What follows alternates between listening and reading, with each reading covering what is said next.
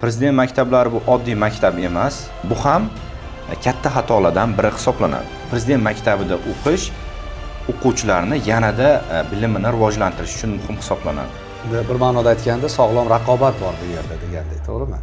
Albatta, prezident maktablari o'qitish metodikasi bo'yicha respublikani etaloni hisoblanadi. Bu holda prezident maktabiga qanday tayyorgarlik qilish kerak? Assalomu alaykum azizlar, qadrli kuzatuvchilar, sizlar bilan yana foydali podkastda ko'rishib turganimizdan bag'oyatda xursandmiz. Bugungi mehmonimiz Ziyokor xalqaro maktabida faoliyat yuritadigan Prezident maktabi 70 dan ortiq hamda Al-Xorazmiy tayanch ixtisoslashtirilgan maktabga 80 dan ortiq o'quvchilarni tayyorlab, muvaffaqiyatli o'qishga kiritgan, ushbu yo'nalishda katta tajribaga ega matematika ustozlaridan biri Qurbonov Muhammadjon ustoz bo'ladilar. Avvalambor xush kelibsiz. Assalomu alaykum. Taklif uchun rahmat. O'ylaymanki, bugungi podkastimiz barcha uchun manfaatli bo'ladi. Endi ko'pchilik bilamiz, prezident maktabiga farzandlarini shu o'qishga olib kirishni xohlashadi va albatta mana shunday bir nufuzli maktabda ta'lim olishini istashadi-da. Keling, prezident maktablari qanday maskan o'zi? Prezident maktablari bu oddiy maktab emas. Bu iqtidorli o'quvchilarni aniqlash va ularni mukammal tayyorlash va rivojlantirish uchun yaratilgan maxsus ta'lim maskani hisoblanadi. Nega bolalar aynan prezident maktabida o'qishi muhim? Prezident maktabida o'qishni 3 ta eng asosiy foydasini gapirib o'tadigan bo'lsak, birinchisi bu kuchli metodika va eng yaxshi zamonaviy jihozlar bilan ta'minlangan laboratoriya va IT xonalar hisoblanadi. Ikkinchi sababi bu xalqaro darajadagi tizim. Bu maktablarda o'qiyotgan o'quvchilar faqat O'zbekistonda emas, butun dunyo o'quvchilari bilan raqobatlasha oladi. Uchinchi sababi bu atrofidagi muhit. Prezident maktabida o'qiyotgan bolalarning atrofida xuddi o'zidek yoki o'zidan ham kuchliroq bo'lgan bolalar bo'ladi. Ana shu kuchli bolalar bilan birgalikda o'qib, o'zi ham kuchayib boradi. Bu psixologiyada tortuvchi muhit deb ataladi. Ya'ni bola atrofidagi bolalarga qarab, o'zi ham yaxshilanib borayotganini, o'zi ham kuchayib borayotganini sezmay qoladi. Shuning uchun prezident maktabida o'qish o'quvchilarni yanada bilimini rivojlantirish uchun muhim hisoblanadi. Bir ma'noda aytganda sog'lom raqobat bor bu yerda degandek, to'g'rimi? Albatta, sog'lom raqobat bor va u raqobat shunchaki raqobat emas, balki do'stona raqobat ham hisoblanadi.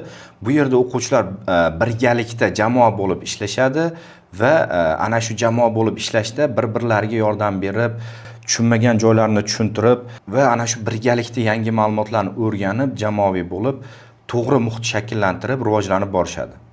Endi o'qitish tizimi shunchalik kuchli bo'lsa, u yerga talab ham kuchlidir. Keling, u yerga kirish uchun o'quvchilar qanday tayyorgarliklar ko'rishlari lozim? Albatta, prezident maktablari o'qitish metodikasi bo'yicha respublikani etaloni hisoblanadi. Shuning uchun ham u yerga o'qishga kirishni istayotgan o'quvchilar soni juda ko'p. O'rtacha hisobda oladigan bo'lsak, prezident maktabida har bir sinfda, har yili 5-sinfga qabulda 24 tadan o'quvchi qabul qiladi. Lekin o'qimoqchi bo'lgan talabgorlar soni esa bu har yili o'rtacha 4000 tadan oshiqroq o'quvchini tashkil qiladi. Shuning uchun imtihonlar 2 bosqichda bo'lib o'tadi. Birinchi bosqichda saralash bosqichi bo'ladi. Buning uchun o'quvchilar talabgorlar soni 480 tadan oshiq bo'lishi kerak. Va bizda o'quvchilar har yili 4000 nafardan ortiqroq hujjatlar topshirishganligi uchun birinchi bosqich ham o'tkaziladi. Ana shu birinchi bosqichda matematikadan bolalarning bilimlari sinab olinadi. Keyin esa 480 ta o'quvchi 24 ta o'rin uchun bir-biri bilan o'zaro bellashishlari kerak bo'ladi. Mana shunda ikkinchi bosqichga o'tilgan bo'ladi. Ikkinchi bosqichda esa o'quvchilar prezident maktabiga kirish uchun avvalo tanqidiy fikrlash, muammoli masalalarni va ingliz tilini yaxshi bilishlari kerak. Demak, imtihon topshirayotganda o'quvchi uchun eng muhim narsalar nima degan savolga biz eng muhimi bu fikrlay olishi va muammoli vaziyatlarda qanday qaror qabul qilishini bilishi, ya'ni fikrlay olish bu tanqidiy fikrlash asosi hisoblanadi. Muammoli vaziyatlarda to'g'ri qaror chiqarish esa mantiqiy va muammoli masalalarni yechish uchun kerakli bo'lgan ko'nikma hisoblanadi. Keling, bu narsani 3 qatlamli ota-onalar uchun tushunarli qilib izohlab beradigan bo'lsak. Prezident maktabiga kirish uchun birinchisi bu fundament hisoblanadi. Fundamental bilimlar bu matematika va mantiq asosida quriladi. Birinchi bosqich bu fundamental bilim hisoblanadi. Fundamental bilim esa matematika va mantiqiy fikrlash asosida quriladi. Bu yerda tayyorgarlik ko'rayotganda ayrim jihatlarda kamchiliklar bo'lib turadi. Bu kamchiliklar nimalardan iborat? Asosan o'quvchilar formulalarni shunchaki quruq yodlab olishadi. Quruq yodlab olish esa keyinchalik aynan boshqa darajadagi savollar tushganda foyda bermaydi. Shuning uchun matematikani o'rganayotganda aynan mana shu formulalar qayerdan kelib chiqqan, o'zagi qayerda va boshqa ko'rinishdagi savol bo'lsa qanday ishlanadi degan savollarni o'zlariga berib ko'rishlari kerak va uni chuqurroq o'rganishlari kerak. Ikkinchi qatlami esa tanqidiy fikrlash. Tanqidiy fikrlash bu hozirgi kunda bizning maktab darsliklarimizda yo'q, lekin mana shu o'qituvchilar, prezident maktabiga tayyorlayotgan barcha o'qituvchilar o'z o'quvchilariga ana shu Cambridge Assessment tomonidan taqdim etilgan qo'llanmalar asosida o'rgatib borishadi. Tanqidiy fikrlash savollari va matematika va muammoli masalalar savollari har 3 yilda yangilanib turadi. Shuning uchun ham tanqidiy fikrlashda shunchaki formula yoki qoidalarni yodlab olish bu asqotmaydi. Avvalo o'quvchi tanqidiy fikrlashni yaxshi o'rganish uchun ana shu vaziyatga o'zini qo'yib ko'ra bilishi kerak va ana shu holatda eng to'g'ri va hamma uchun eng foydali bo'lgan qarorni chiqara bilish kerak. Aynan mana shu jihatda ko'pchilik oqsaydi. 3-bosqich esa psixologik qatlam hisoblanadi. Bola faqat o'qib, tayyorlanib emas, balki psixologik jihatdan ham yaxshi bo'lib, vaqtini to'g'ri taqsimlay olishi muhim va stressga tushmasligi muhim. Aynan mana shu stressga tushish natijasida o'quvchilar nimadandir qo'rqsa yoki hayajonlansa, kuchli hayajonda ham o'zi bilgan, o'zi yodlagan narsalar ham esdan chiqib ketib qolishi mumkin. Endi u holda prezident maktabiga qanday tayyorgarlik qilish kerak? Buni aniq yo'l xaritasi bormi? Prezident maktabiga tayyorlanish uchun u avvalo har bir bolani psixologiyasini o'rganish muhim. Lekin biz hozir umumiy qilib aytadigan bo'lsak, prezident maktabiga tayyorlanayotgan o'quvchilar avvalo doimiy ishlab borish kerak o'z ustida. Ya'ni doimiy tarzda har kuni matematika bilan shug'ullanib borishlari kerak. Har kuni kamida 4 ta 5 ta muammoli masalalarni ishlab turish kerak. Bu birinchi eng muhim jihat. Ikkinchisi esa o'sha ishlagan masalalarni to'g'ri ekanligini tekshirib borishlari kerak. Ayrim joylarda o'quvchilar masalalarni ishlab ketaveradilar, lekin uni to'g'ri yoki xatoligini tekshirishmaydi. Bu ham katta xatolardan biri hisoblanadi. Uchinchisi endi bu ikkinchi bosqichchi davomi hisoblanadi. Ana shu xatolar tekshirilgandan keyin ana shu xatolarni tushunish va tahlil qilib borish kerak. Agar xatolarni tahlil qilib bormasa va ana shuni o'rganmasa, keyinchalik yana shu savol tushsa, o'quvchilar bu savolni endi qaytib ishlay olmaydi. Chunki u avval xato qilgan, o'rganmagan va yana qayta shu savolga o'xshash yoki shu savol darajasidagi savol tushsa, endi buni ham xato qilish ehtimoli oshadi. Shuning uchun eng muhim jihatlardan biri bu xatolar ustida ishlash va ana shuni xatoni tahlil qilgandan keyin aynan nima noto'g'ri bo'lganini bilish muhim.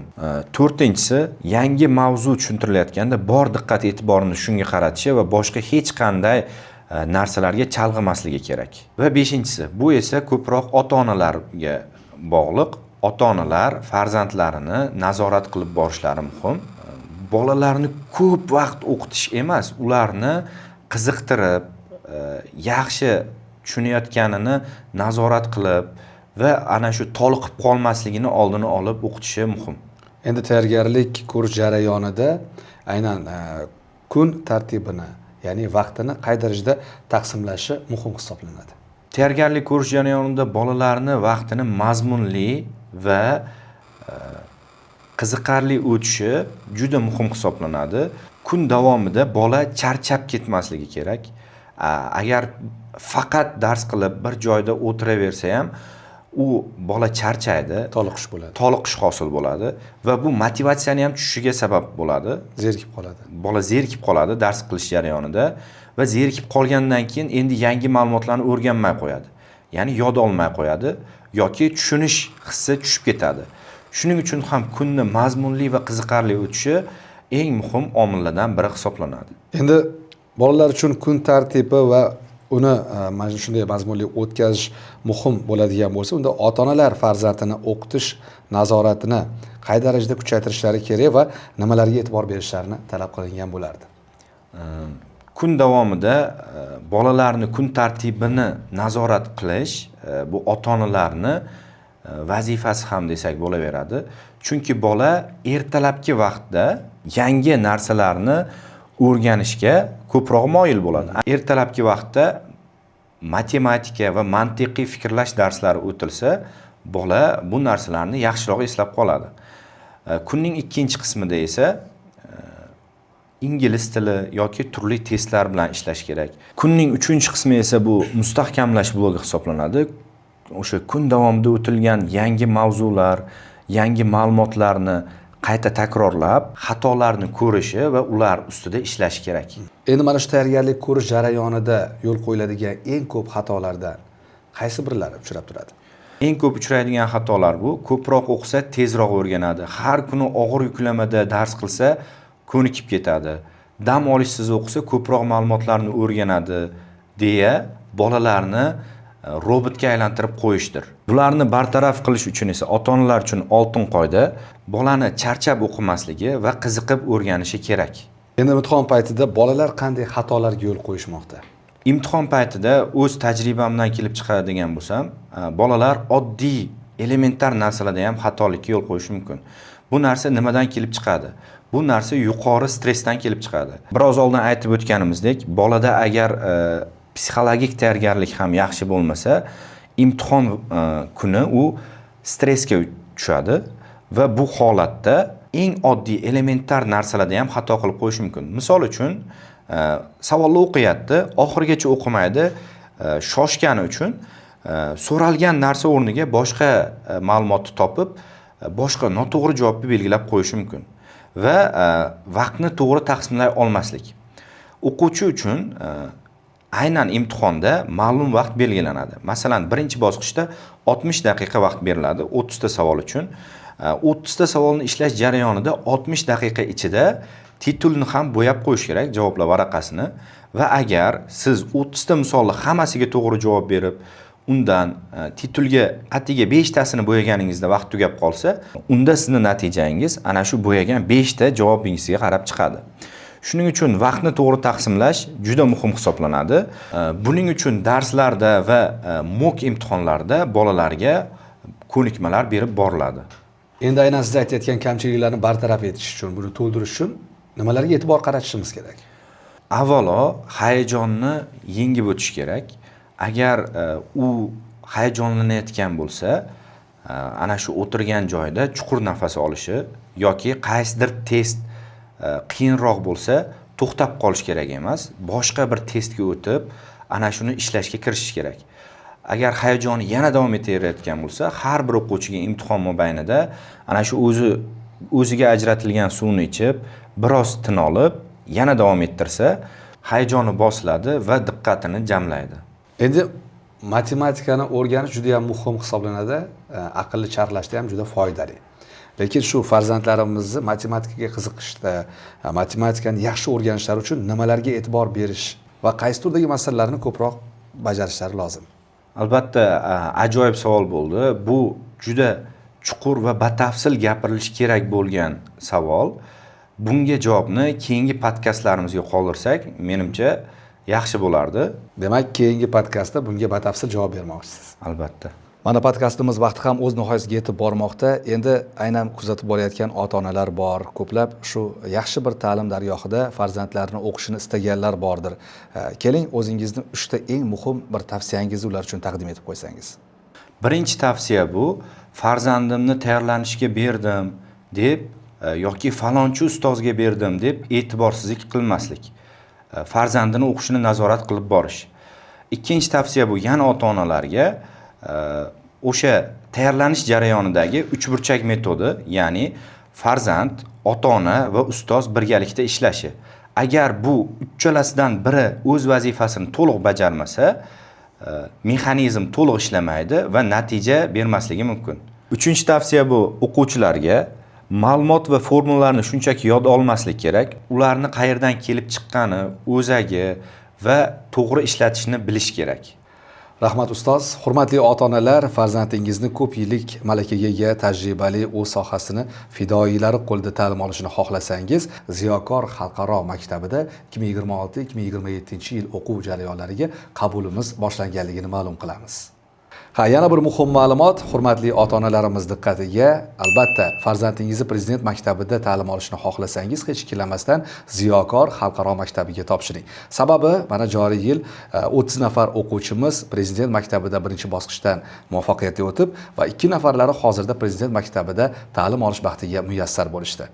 Yuqoridagi so'zimiz, kelajagimiz poydevori farzandlarimiz ilmli, salohiyatli bo'lishda yaxshi dargohda ta'lim olishi shart. Siz esa batafsil ma'lumot olish uchun quyidagi raqamlar bilan bog'lanishingiz mumkin. Aziz kuzatuvchilar, sizlarga mana shu podkastimiz yoqqan bo'lsa, boshqalarga ham ulashib qo'yishingizni tavsiya etamiz. Yana navbatdagi podkastlarda ko'rishguncha, xayr, salomat bo'linglar. Rahmat.